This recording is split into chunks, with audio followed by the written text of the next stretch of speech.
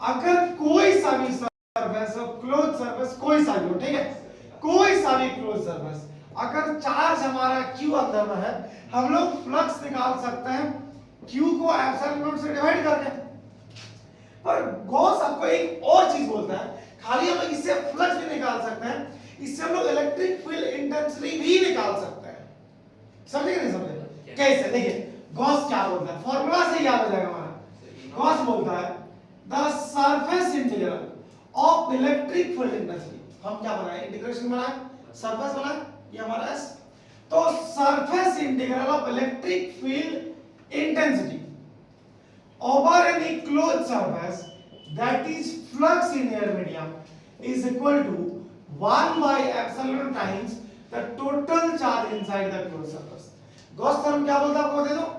Gauss theorem states that the surface integral of electric field intensity over any closed surface that is flux in air medium is equal to 1 by epsilon times the total charge inside the closed surface. समझ गए? नहीं समझे? देखिए Gauss theorem ये क्या है? कैसे starting? देखिए गॉस थ्योरम आपको क्या बोलता है? गॉस थ्योरम आपको बोलता है खाली आप फ्लक्स नहीं निकाल सकते, आप इलेक्ट्रिक फील्ड इंटेंसिटी भी निकाल सकते हैं। ई नॉट क्या हैं? ई नॉट वहां जो लिखे थे वो क्या? ई नॉट कहां लिखा हो? एप्सिलॉन नॉट में लिखे थे। अच्छा ठीक है। अच्छा ई नॉट और एप्सिलॉन नॉट में डिफरेंस है। ई नॉट हमारा ये देखिए E for elephant, E not, और एप्सिलॉन ऐसे होता है, दोनों में डिफरेंस है, फर्क है 19-20 से ज्यादा का फर्क है। देखिए ध्यान से 19-20 7 not E not epsilon not है वो सीधा। हाँ देखिए वो एप्सिलॉन नॉट ही समझा था। नहीं, वो तो अब ठीक है difference कर दिए। ठीक है ठीक है ठीक है। देखिए क्या बोलता है आपको गॉस थ्योरम? गॉस थ्योरम का क्या बोलता है आपको? Gauss theorem state that the surface integral of electric field intensity over any closed surface that is flux in air medium is equal to 1 by epsilon times the total charge inside the closed surface। तो चलिए लिखा जाए। और sir वो surface integral क्या है? लिखिए तो अरे सरफेस इंटीग्रल मतलब टोटल इंटीग्रल हम लोग क्यों करते हैं? टोटल निकालने के लिए। हां सरफेस का इंटीग्रेशन लिखिए सर 1835 के बाद बस हो जाएगा। अब लिखिए स्टेटमेंट, अब लिखिए स्टेटमेंट, लिख क्या है बंदे के लिए? लिखिए Gauss theorem state that Gauss theorem state that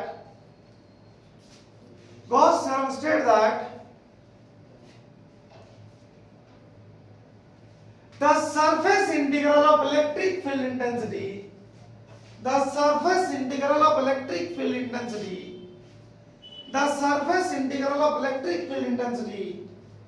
over any closed surface over any closed surface the surface integral of electric field intensity over any closed surface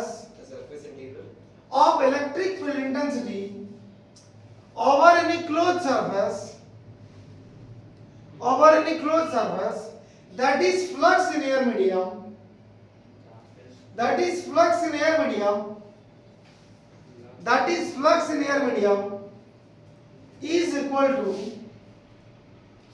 air medium is equal to 1 by epsilon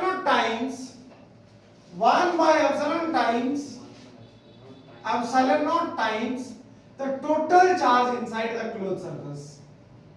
इसको हम लोग mathematically कैसे लिख सकते हैं? दे दो। Mathematically it can be written as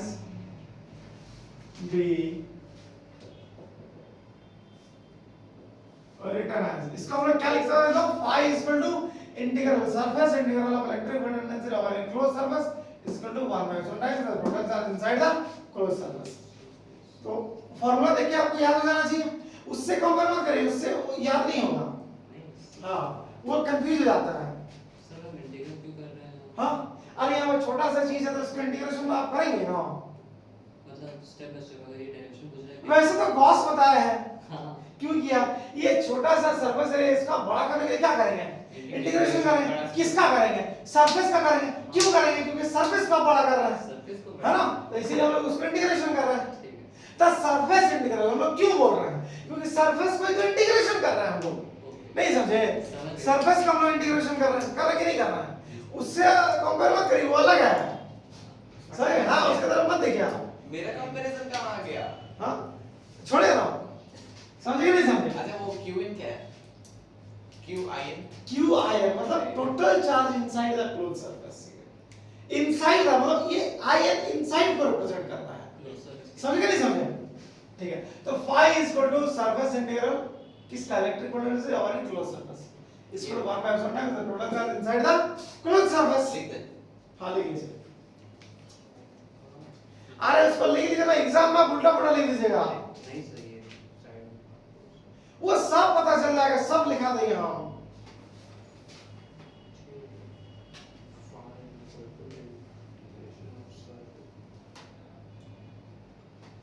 हम ऊपर में कुछ और भी लिखे हैं, मैथमेटिकली कैलकुलेटर लिखने का तरीका होता है ना, एक प्रॉपर वे जिसको बोलते हैं हम लोग। क्यू इनसाइड क्यों नहीं लिखा? आप इनसाइड गलत जगह लिख दे, वो तो हम लोग नीचे लिखते हैं। मतलब ये इस फॉर्मूला से नहीं लिखते हैं। अरे जो क्यू आप लिखेंगे, ये रहा हमारा क्यू, तो क्यू इनसाइड तो यहां पर लिखेंगे। भैया लिख लिए? अब इसको हम लोग क्या करेंगे, देखो इसको हम लोग प्रूव करेंगे। अच्छा वैसे फाई क्या है? सर वो है कुछ पानी नहीं है कहीं पे? हाँ पानी है, पानी। नहीं सर वो लीड है। अब भूल गए। हाँ सर ये देखिए, ये ना हाथ में समझ लीजिए और ना नाक में, दोनों नाक में बंद कर दीजिए। कल हम लोग क्या पढ़ा था? Electric field, electric flux. Flux में ही उसमें हाँ फाई का वैल्यू इलेक्ट्रिक डिनोट फ्लक्स, करते हैं। इलेक्ट्रिक फ्लक्स को हम लोग डिनोट करते हैं फाई से। एक पानी वाला डायलॉग ना वायरल हो जाएगा आपके चक्कर में, समझे? और हम बनना हो जाएंगे। प्रूफ, आपके पास एक सरफेस है, एस्फीयर है ये हमारा, जिसका रेडियस कितना है? Are, small are. चार्ज हमारा, चलिए यहां पे अंदर में चार्ज कितना हमारा? क्यू है, ठीक है, क्यू चार्ज है। इस चार्ज का वजह से आपको इस पॉइंट में क्या फाइंड करना है? इंटेंसिटी फाइंड करना है। हम लोग छोटा सा सरफेस एरिया कट करेंगे, बहुत छोटा सा, इतना छोटा, आप जितना छोटा सोच सकते हो उस सोच से भी छोटा। एक तो सोचते ही छोटा है आप लोग, नहीं समझे? है ना? तो बताइए इलेक्ट्रिक फील्ड इंटेंसिटी का डायरेक्शन हमारा उधर ही हो जाएगा। और एरिया वेक्टर का डायरेक्शन हमेशा क्या होता है? सरफेस पर परपेंडिकुलर। तो इस पॉइंट में परपेंडिकुलर मतलब उधर ही हो गया हमारा एरिया वेक्टर का डायरेक्शन। छोटा सा एरिया इसलिए हम लोग डीएस लिखे, है ना? ठीक है, आप बताइए, अब बताइए हम लोग क्या जानते हैं? Phi is equal to E dot ds. ये डॉट प्रोडक्ट है, ये किस में टूटेगा? कॉस थीटा में। हम लोग इसको कॉस थीटा में तोड़ देते हैं, ई डीएस कॉस थीटा। अब एक चीज बताइए, कभी हम लोग भूतकाल में एक चीज पढ़ा है? we know intensity at a point due to point charge। क्या पढ़ा दे दो? पॉइंट चार्ज हम लोग क्या पढ़ा है? E is equal to k q by r square, 1 by 4 by epsilon naught q by r square। अच्छा एक और चीज देखिए, E और ds के बीच का एंगल कितना है हमारा? वाओ, फिर से E और ds के बीच का एंगल कितना है? कितना डिग्री है? 0 डिग्री है। परपेंडिकुलर कहां से देखा? सरफेस पे ना परपेंडिकुलर है। और हम लोग किसके किसके बीच का एंगल लेते हैं? E और ds के बीच का एंगल, इसके और इसके बीच का एंगल लेंगे ना हम लोग। एंड थीटा इज कितना डिग्री? 0 डिग्री। 3 डॉट 3 पुट की फाई इज क्या हो जाएगा हमारा? E dot ds is equal to E के जगह आप क्या वैल्यू पुट करिएगा? 1 by 4 by epsilon naught q by r square ds cos 0 degree. cos 0 का वैल्यू कितना होता है? cos 0 का वैल्यू कितना होता है? कितना होता है? एक बार जोर से बोलिए तो। वाओ, cos 0 का वैल्यू 1 होता है, ये आप जोर से नहीं बोल पा रहे हैं। ds बचेगा, cos 0 का वैल्यू 1 हो गया। phi is equal to e dot ds is equal to constant वाला टर्म को आप बाहर कर दीजिए, अंदर में क्या बचेगा, ds बचेगा क्या, ds छोटा सा सरफेस एरिया था, इसको अगर आप इंटीग्रेट करिएगा तो ये टोटल का सरफेस एरिया आपको मिलेगा। एक स्फीयर का टोटल का सरफेस एरिया कितना होता है बताइए, सरफेस एरिया ऑफ स्फीयर कितना होता है, कितना बोले आप, 4 पाई आर स्क्वायर।